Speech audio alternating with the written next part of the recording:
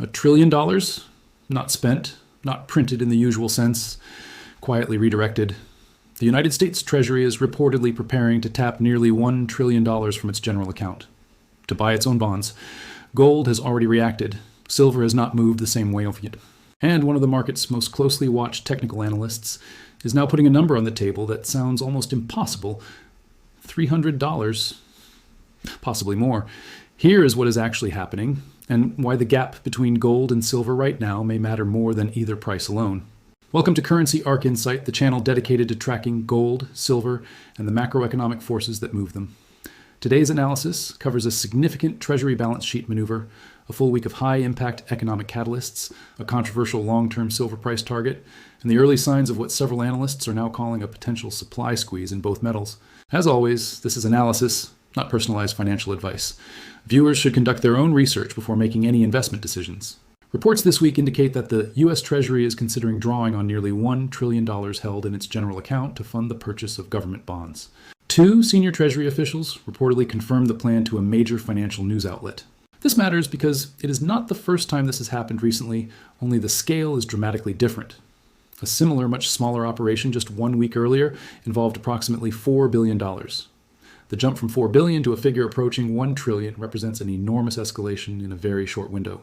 To understand why this draws attention, it helps to separate what is being reported from what it implies. The fact is straightforward. The Treasury may use funds it already controls to buy bonds that it itself issues. The analysis is where it gets more interesting. When a government effectively buys its own debt using cash reserves rather than relying entirely on outside buyers, it reduces the market's need to find fresh buyers for that debt. That, in turn, tends to suppress the yields those bonds would otherwise need to offer to attract demand. This is often described by economists as an early step toward yield curve control, a policy where a central authority works to keep borrowing costs contained rather than letting the market set them freely.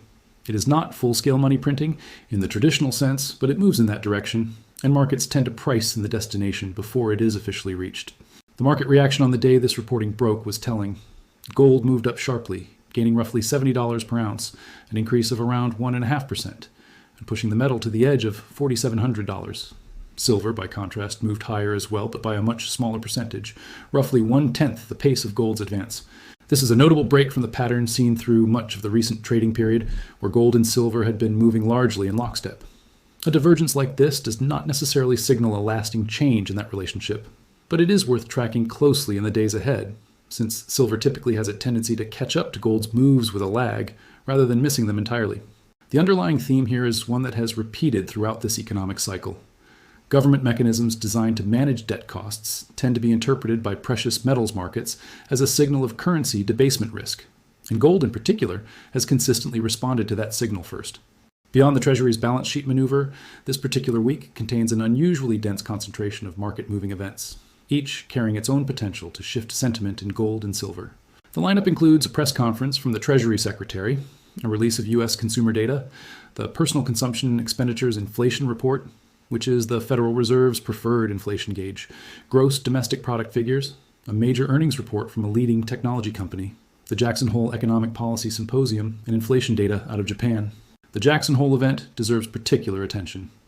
This annual gathering of central bankers has, at various points in recent history, produced significant volatility in financial markets depending on the tone struck by the Federal Reserve official speaking there.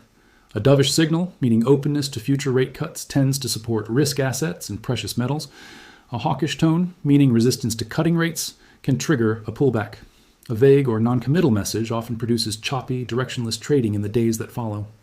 Given the Treasury's recent actions, which lean toward accommodating lower rates, there is some possibility that the Fed's public rhetoric could still strike a more cautious tone, even as its actions point the other way. Markets have seen this disconnect between what central bankers say and what they ultimately do many times before. The Treasury Secretary's press conference is expected to cover two separate topics. The first involves new economic sanctions tied to geopolitical tensions with Iran, following public warnings from the administration about consequences for any nation providing economic support to Tehran. This continues a broader pattern that intensified during the conflict between Russia and Ukraine, where the US dollar and the broader financial system have increasingly been used as instruments of geopolitical pressure. That pattern has been cited by multiple analysts as one of the contributing reasons central banks around the world have been steadily reducing their reliance on U.S. Treasury holdings in favor of gold reserves, a shift running alongside the United States' now roughly $40 trillion national debt. The second topic is expected to be further detail on the general account bond buyback plan discussed in Part 1. There is a broader argument circulating this week that ties all of this together, centered on the concept of capital flight. Under normal conditions, when a country's bond yields rise, its currency tends to strengthen because higher yields attract foreign capital. But when yields rise while the currency and equity markets simultaneously weaken, that is generally interpreted as a sign investors are demanding more compensation to hold that country's debt, while also reducing their exposure to its currency and assets. That combination is a classic signal of capital moving out of a country rather than into it. The more difficult question is where that capital goes when the country involved is the issuer of the world's primary reserve currency. Unlike capital fleeing a smaller economy, which can often relocate into another major sovereign bond market, capital leaving the United States has few comparably sized alternatives, since other major economies carry similar debt and currency pressures of their own. The argument put forward by several market commentators this week is that this dynamic increasingly pushes capital towards scarce, tangible assets, including gold, silver, and other commodities, rather than toward another paper-based alternative. Perhaps the most striking claim circulating this week comes from a widely followed technical analyst who focuses on the relationship between silver and the broader stock market, specifically the ratio between silver's price and the S&P 500 index. This analyst has a track record worth noting. Several months earlier, when silver traded above $100 per ounce, the same analyst warned publicly that a pullback was likely, a call that was not popular among silver holders at the time but proved accurate. The current claim is considerably more ambitious. According to this analysis, silver could reasonably approach $300 per ounce, with a scenario above $500 considered plausible within a 5 to 8 year window. The reasoning rests on comparing the current silver to S&P 500 ratio to where that same ratio stood during two prior historical peaks, one around 2011 and another dating back to 1980. In both of those earlier periods, the ratio reached levels significantly higher than where it sits today. If the ratio were simply to return to its 2011 level, the analysis suggests a silver price in the range of $250 or higher. A return to the 1980 extreme implies a range between $500 and $1,000. It is worth being clear about what this kind of projection is and is not. It is a historical ratio analysis, not a guaranteed outcome, and ratio-based projections carry significant uncertainty, particularly over a multi-year horizon. It does not account for changes in market structure, supply, or demand dynamics that could differ meaningfully from prior cycles. Viewers should treat it as one data point among several rather than a forecast to plan around. Separately, a second widely followed analyst who publishes free technical commentary offered more near-term resistance levels for both metals. For gold, the next levels to watch sit in the $4,800 to $5,000 range, followed by a more significant zone between $5,400 and $5,600, which marked the peak reached before this year's earlier correction. This analyst also pointed to sustained inflows into global gold exchange-traded funds over recent weeks as a supporting signal, along with strong trading volume accompanying gold's recent gains, which is often interpreted as a sign of institutional rather than purely retail buying.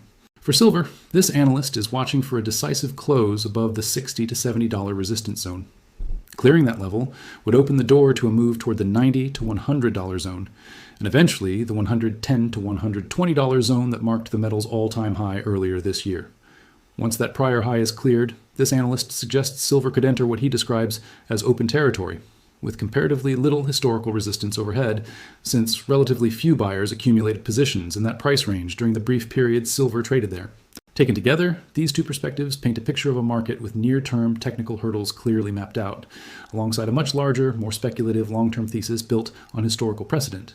Both carry uncertainty, and neither should be treated as a guarantee of future performance. A theme gaining traction this week involves the possibility of a mechanical price acceleration in gold, sometimes referred to informally as a squeeze, driven not by physical shortages but by activity in the options market. One of the world's largest financial institutions published research suggesting that rising demand for bullish gold options could push prices beyond its own year-end forecast, previously set near $4,900. The mechanism described involves dealers who sell those options needing to hedge their exposure by buying the underlying asset as prices approach certain strike levels, which can create a self-reinforcing cycle of buying pressure. This same dynamic has been observed in other commodity markets in the past, including nickel and copper when concentrated positioning met constrained supply. While this research specifically addressed gold, the parallel to silver is difficult to ignore.